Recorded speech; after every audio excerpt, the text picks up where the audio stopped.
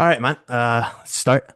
I just have like all of them written down and stuff. So, I Yep. know you didn't start MMA until your early 30s, Yep. after a long wrestling career. What made you think that this was the right time to enter into MMA? Um, man, I finished wrestling in 22 or 23, I want to say. I wrestled at a ranking series tournament. And I was just kind of ready for something else, man. I knew I wasn't ready to be done competing, obviously.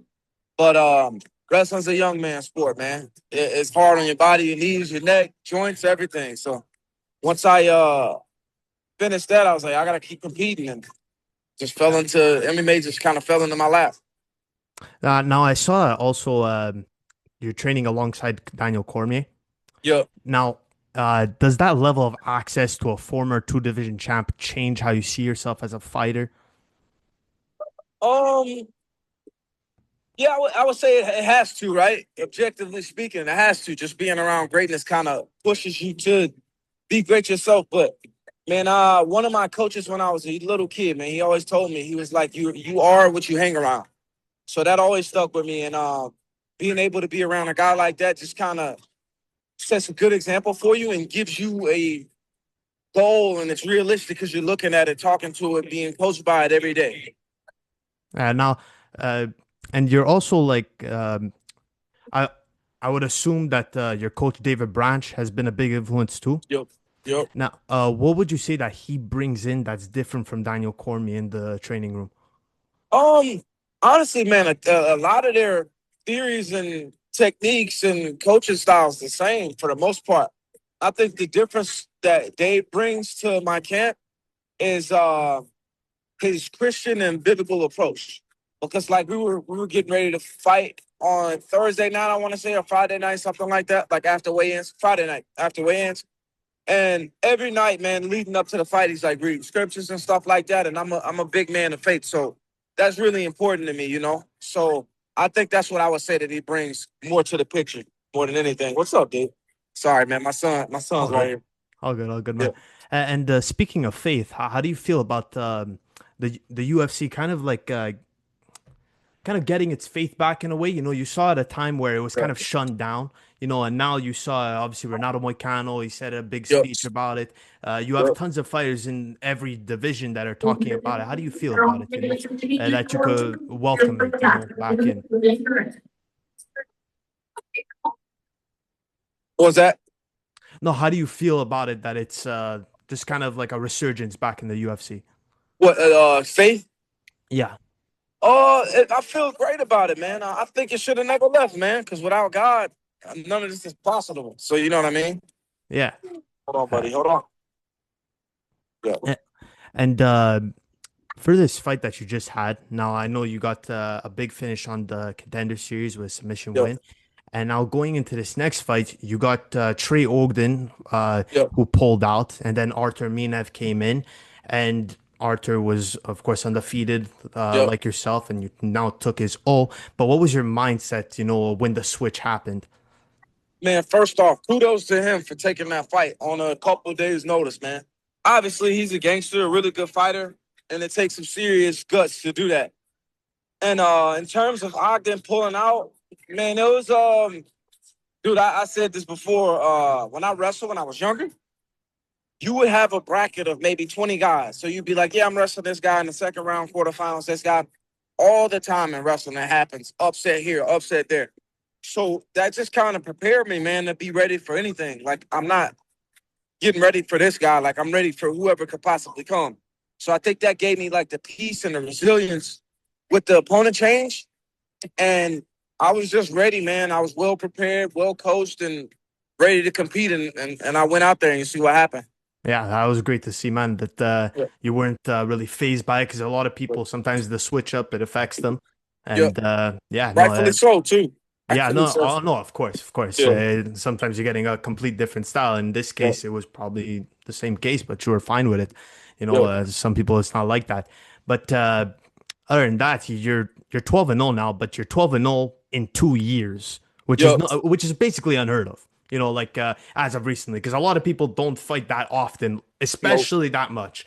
Yeah, especially that much, man. Like yeah. when I was looking at the topology, I was freaking out already. When Daniel Cormier was talking about on the Contender Series and all Yeah. that, I couldn't believe it. But realistically, where do you see yourself in the next 12 months? Because I feel like this is a different answer from every single other person Yeah, it since is. your activity is just so much higher. Yeah. I think in 12 months, man, I see myself fighting guys in the top 15. Yeah. Yeah, and obviously I think some people get it misconstrued like 30's old or 31's old or whatever, but obviously, man, something has to I have to be doing something right to go out there and dominate such a good prospect like I did, you know what I mean? So I look at it as being a man and being mature, not being Well, old. yeah, well, you can't say you're old, really. Yeah, I mean, half the champions right now that are active are yeah.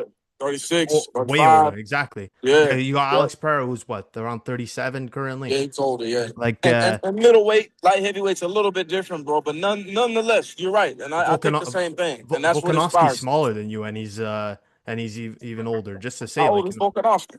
he's around 36, 37. I Oh, believe he's really? turning Yeah. 37. Yeah. Yeah, Yeah. no.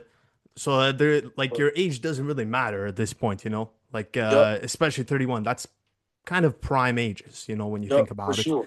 For sure. Uh, would there be a so okay, now a lot of people at this time in their career, you know, there's no specific name that they want, you know, they just ask, okay, throw me anybody. But Yep. if you were having to like pick a name out of the pool, who would it be? Charlie Campbell, man. I think I said this after my post fight interview.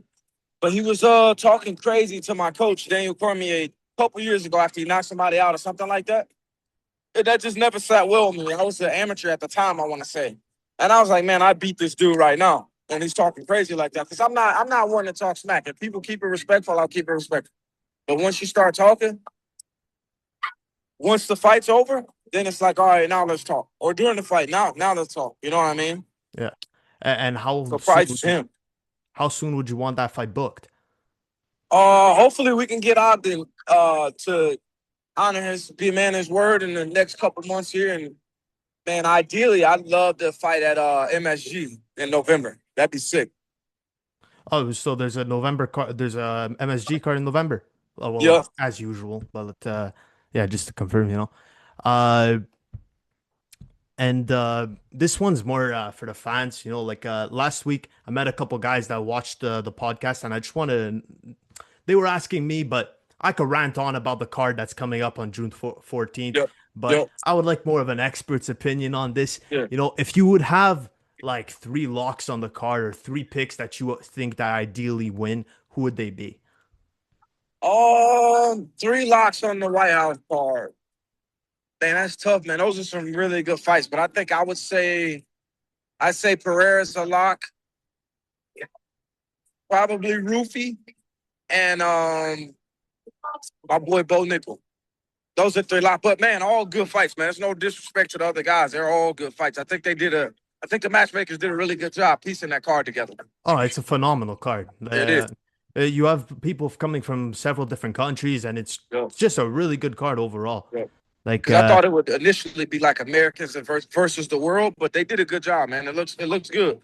oh no, it does. It definitely does. And people were complaining about it like way too much, personally. Yeah. For sure. Uh, and just for the last question to wrap it up, Mhm. if there was there a fighter that truly like inspired you or something, or just someone that kind of you emulated your style off of? A fighter that inspired me. I think the obvious one is Coach Daniel Cormier. But somebody else that I think inspired me, that's a hard one, man. I don't think I've ever been asked that question. But ironically, I watched a lot of John Jones before I got in the fight. So he obviously, I mean, I would say him. Yeah, he inspired me, man. It's That is good. pretty. Similar body type, style, all that type of stuff. Oh no, of course it's Yeah. ironic, but either way, Daniel does praise his how you his skill no matter Yeah. what. At the end of the Yeah, day, you have to. As I a mean, man, that's all we have is the truth. So you got to be true. If a guy can fight, he can fight, yeah, regardless of whether I like him or not.